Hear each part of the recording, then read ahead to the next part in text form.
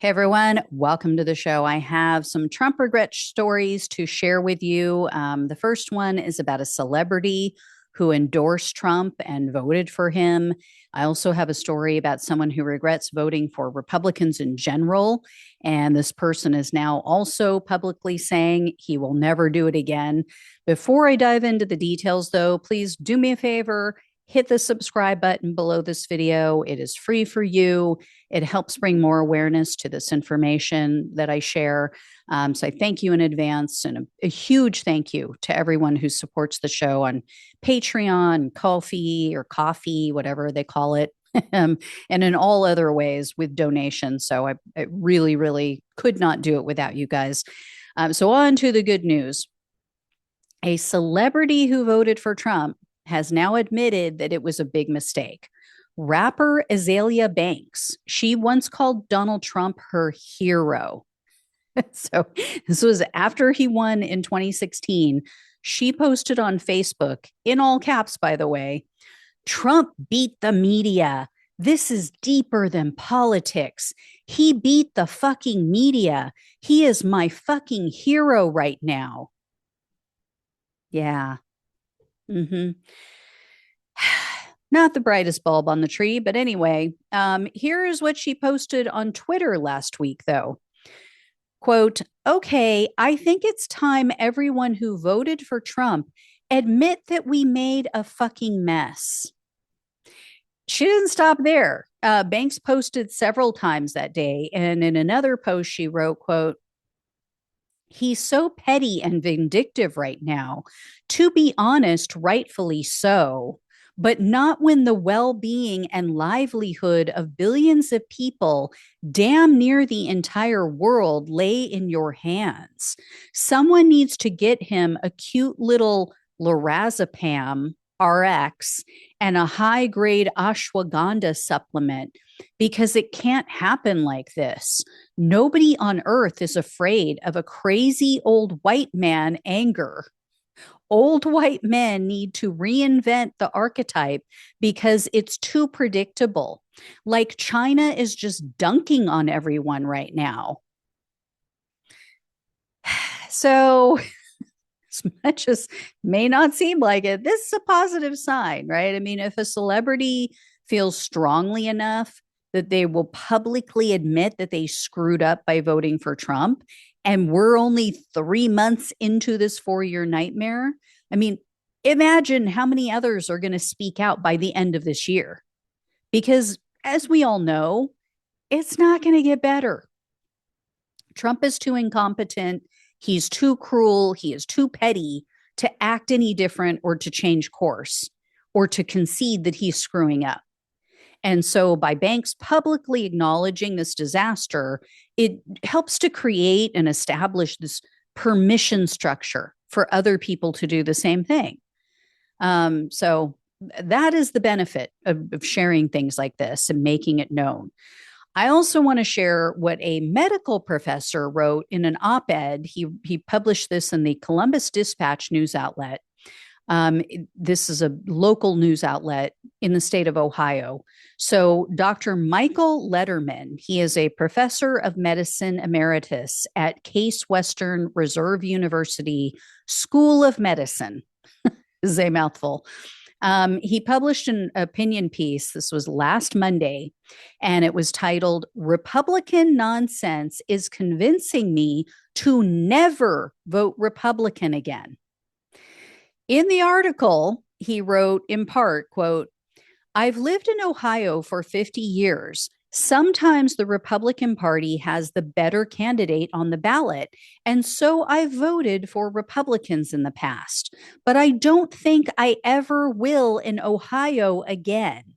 That's because the Republican Party chairman, Alex, I don't even know how you pronounce his last name. It's something, looks like tarantula, but I know it's not. It's like Trientafilo. I don't know. Anyway, if I had time, I'd just figure it out. But anyway, he said that he has publicly said that confusing Ohioans wasn't such a bad strategy. So Dr. Letterman went on to talk about the quote unquote bizarre wording that this Republican Secretary of State used on a November ballot. And they used it to purposely trick voters into voting against a ballot measure, which would have prohibited gerrymandering of congressional maps.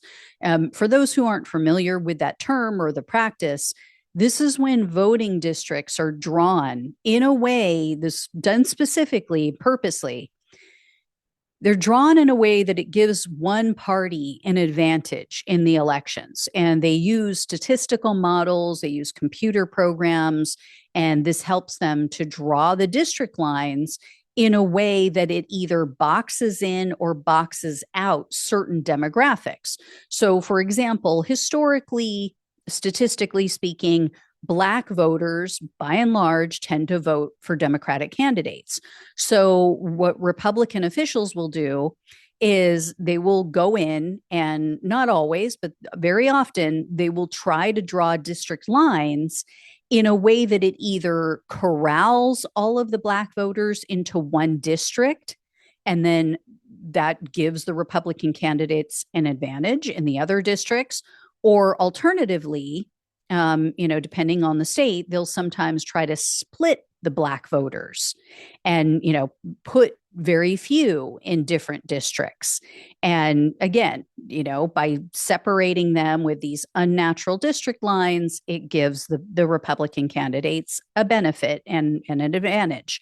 So now, and to be fair, this is done by both parties. This is done by Republicans and Democrats, but it is done way more, far more often by Republicans. So Ohio's ballot measure, if it had passed, what it would have done was to establish a bipartisan commission that would have been responsible for mapping out these Ohio districts. It would have been done in a more fair and equitable manner. Dr. Letterman said the unfair advantage that was afforded to Republican candidates has not only, is it just not fair play, but it's also given the state a one-party rule.